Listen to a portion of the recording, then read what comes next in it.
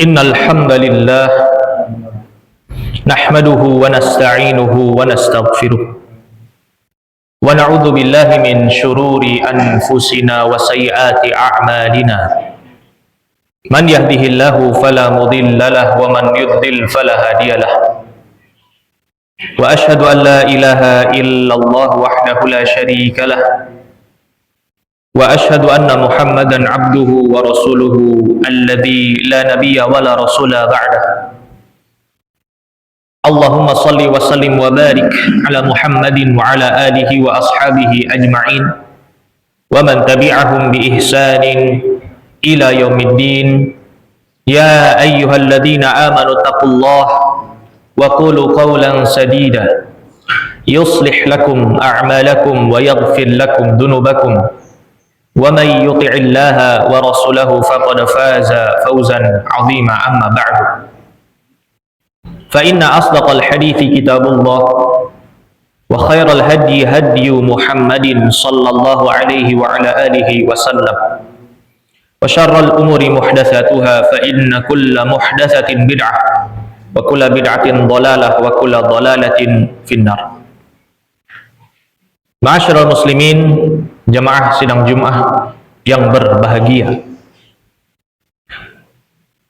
Sebagai pencipta manusia, Allah Subhanahu wa taala zat yang maha mengetahui dan paling tahu apa yang terbaik bagi manusia. Hidup manusia atau hidup kita, jika kita dalam melaksanakan hidup di dunia ini hanya berpatokan pada logika kita semata, hanya berpatokan pada hawa nafsu dan keinginan kita semata, tanpa ada bimbingan dan petunjuk yang jelas, maka hidup kita akan banyak madaratnya daripada maslahatnya. Hal itu dikarenakan yang namanya logika atau akal pikiran manusia itu terbatas. Sedangkan ilmunya Allah itu luas dan tidak ada batasnya. Allah mengetahui semua hal, sedangkan kita banyak tidak tahunya. Itu baru akal, apalagi hawa nafsu, keinginan manusia. Seringkali keinginan dan hawa nafsu manusia itu lebih banyak membawa pada atau menjerumuskan pada kesesatan daripada pada kebaikan. Karena hawa nafsu adalah satu media yang paling mudah untuk disusupi oleh godaan setan. Oleh karena itulah Allah Subhanahu wa taala sebagai bukti rasa kasih sayang Allah adalah menurunkan kepada kita semua petunjuk yang sangat jelas, petunjuk yang sangat lurus, agar kita bisa menjalani kehidupan kita selama di dunia ini dengan penuh kebahagiaan dan penuh keselamatan. Petunjuk itu adalah Al-Quranul Karim yang diturunkan kepada baginda Nabi Muhammad sallallahu alaihi wa ala alihi wasallam. Ma'asyiral muslimin, sidang Jumat rahimani wa rahimakumullah. Di dalam Al-Quran berisi aturan-aturan yang tegas, prinsip-prinsip yang kokoh dan kuat, dan juga petunjuk atau tuntunan yang lurus dan tidak ada kebengkokan sama sekali di dalam Al-Quran. Oleh karena itu, para ulama banyak yang menggali makna-makna di dalam Al-Quran, dan di antara mereka ada yang menemukan bahwa di dalam Al-Quran terdapat banyak kaidah-kaidah atau pijakan-pijakan dasar, yang mana kalau kita selama melaksanakan kehidupan di alam dunia ini berpijak pada pijakan-pijakan tersebut, pijakan yang kokoh tersebut, pijakan yang tidak pernah rusak, pijakan yang tidak akan lekang termakan zaman, pijakan yang membawa pada jalan yang lurus, maka hidup kita di dunia ini akan penuh dengan berbagai macam kemudahan, akan penuh dengan kebahagiaan. dan hidup kita pun akan minim dari masalah. Pasti masalah ada saja di dunia. Karena yang namanya hidup di dunia itu adalah ujian. Tapi ketika kita tetap berpegang dan berpijak pada kaidah-kaidah kehidupan yang ada di dalam Al-Quran, sekalipun kita harus menghadapi masalah yang besar dalam hidup kita, maka yakinlah kita akan bisa menghadapi masalah-masalah tersebut dengan mudah. Solusinya akan Allah berikan dengan cara yang sangat mudah. Itu kalau kita benar-benar berpijak pada kaidah-kaidah, prinsip-prinsip, pijakan-pijakan yang ada di dalam Al-Quran. Ma'asyiral muslimin, sidang Jum'ah rahimani wa rahimakumullah. Ada sangat banyak prinsip-prinsip atau kaidah-kaidah kehidupan yang ada di dalam Al-Quran. Maka pada kesempatan yang mulia ini, marilah kita mulai dengan salah satu kaidah kehidupan yang ada di dalam Al-Quran, surah Al-Baqarah ayat yang ke-83, di mana Allah Subhanahu wa taala berfirman, wa qulu linnasi husna. Pendek sekali potongan ayat, yang artinya adalah, dan bertutur katalah kalian yang baik kepada orang lain. Kita semua sebagai manusia, mau tidak mau setiap hari pasti harus bertemu dan berinteraksi dengan manusia lainnya. Dan manusia itu ada beragam macam sifatnya.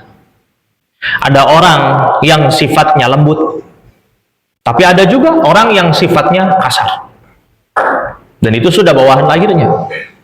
Ada juga orang yang sifatnya dermawan, tapi ada juga di sisi lain orang yang sifatnya pelit.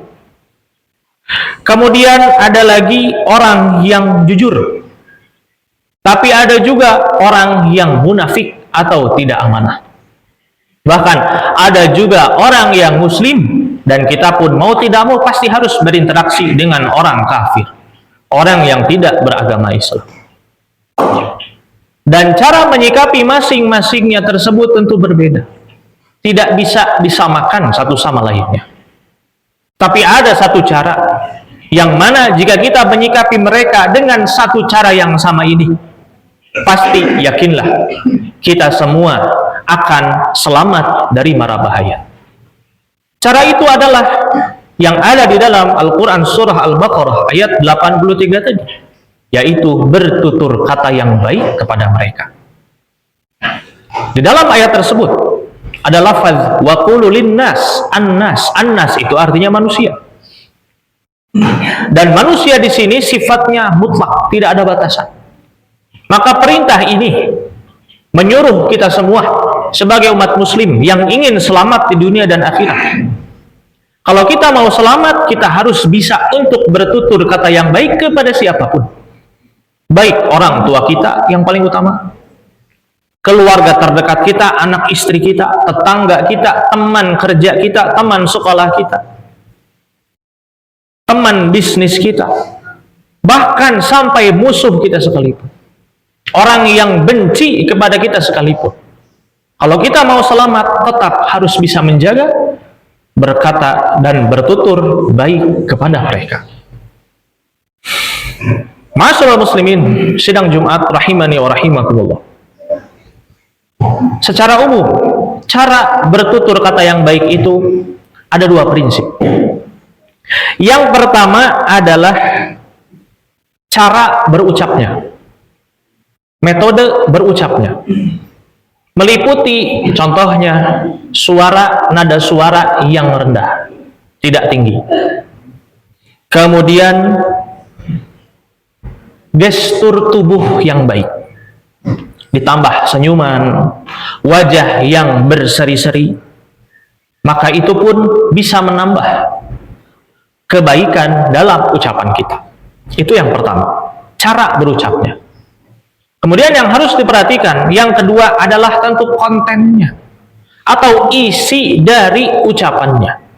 Isi dari ucapan harus berupa perkataan yang benar-benar mengandung kebaikan, bukan perkataan yang berupa hinaan, bukan perkataan yang berupa sindiran, tapi perkataan yang benar-benar bisa meraih ridhonya Allah Subhanahu wa ta'ala. Maka mudahnya, perkataan baik itu adalah perkataan yang isinya, kontennya itu baik. Tapi ingat, baik di sini patokannya adalah syariat. Patokannya adalah Al-Quran dan juga sunnah Nabi Muhammad SAW, bukan budaya, bukan adat istiadat, apalagi penilaian relatif dari akal manusia. Karena nanti ada ucapan yang baik, tapi menurut akal kita itu tidak baik. Sebaliknya, ada juga yang menurut akal kita itu tidak baik, tapi menurut agama itu baik. Jadi sekali lagi, perkataan yang baik adalah yang kontennya baik sesuai syariat dan juga disampaikan dengan cara yang baik, juga sesuai dengan aturan Al-Quran dan sunnah Nabi Muhammad SAW. Barakallahu li wa lakum.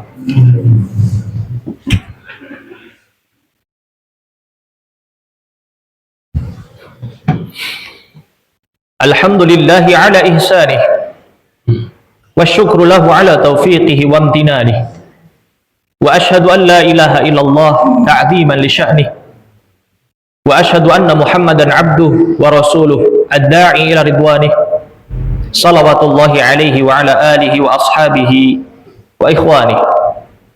Ya ayyuhalladzina amanu taqullaha haqqa tuqatih wa la tamutunna illa wa antum muslimun, amma ba'du. Fa ya ibadallahi ma'asyiral muslimin, ittaqullaha faqad fazal muttaqun. Hadirin kaum muslimin, sidang Jumat yang sama-sama mengharapkan kemuliaan dari Allah Subhanahu wa ta'ala.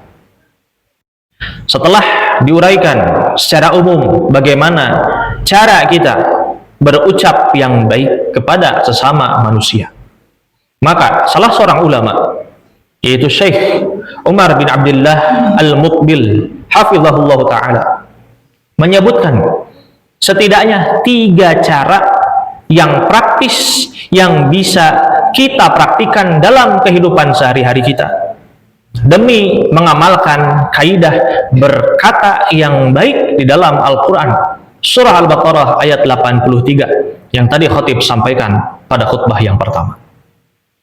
Cara praktis yang pertama, kata beliau, adalah niatkan dari setiap ucapan itu untuk mengharapkan pahala dan keridhaan Allah Subhanahu wa ta'ala.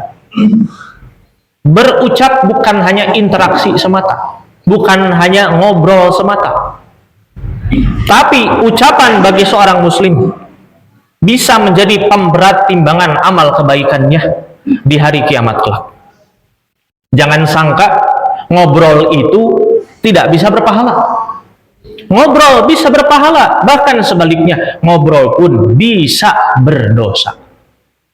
Oleh karena itu, niatkanlah setiap ucapan kita itu supaya bisa menjadi pahala. Karena kata Nabi Muhammad SAW, al-kalimatu thayyibah sedekah.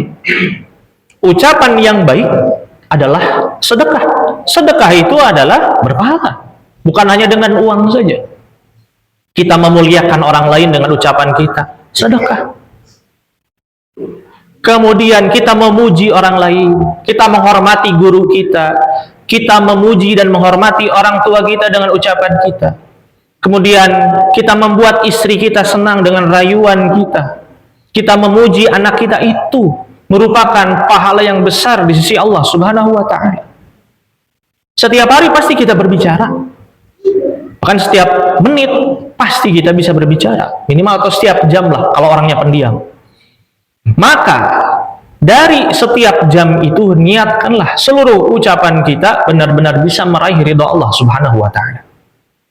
Nah, barulah dari mana kita bisa tahu mana ucapan yang benar, yang sesuai dengan keridhaan Allah dan tuntunan Nabi Shallallahu Alaihi Wasallam, mana yang tidak.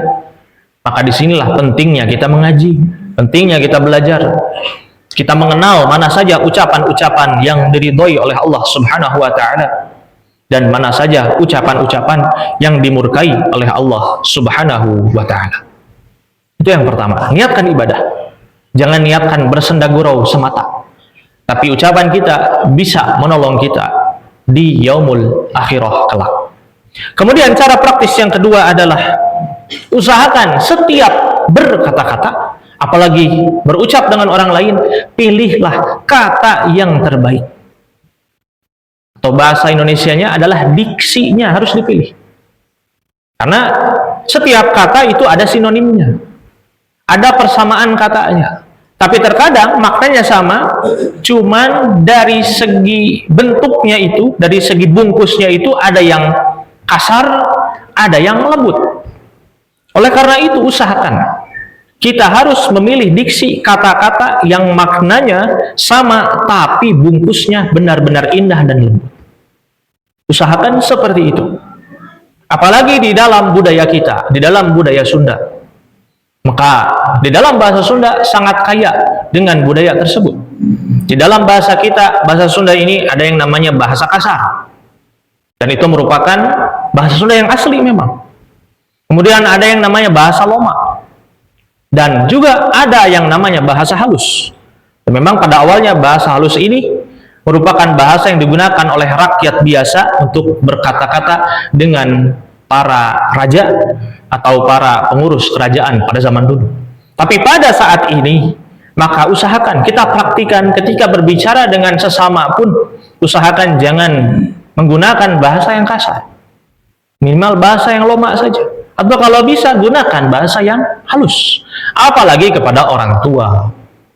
Apalagi kepada guru kita. Apalagi kepada anak kita. Supaya nanti dia bisa terbiasa mengucapkan bahasa Sunda yang halus.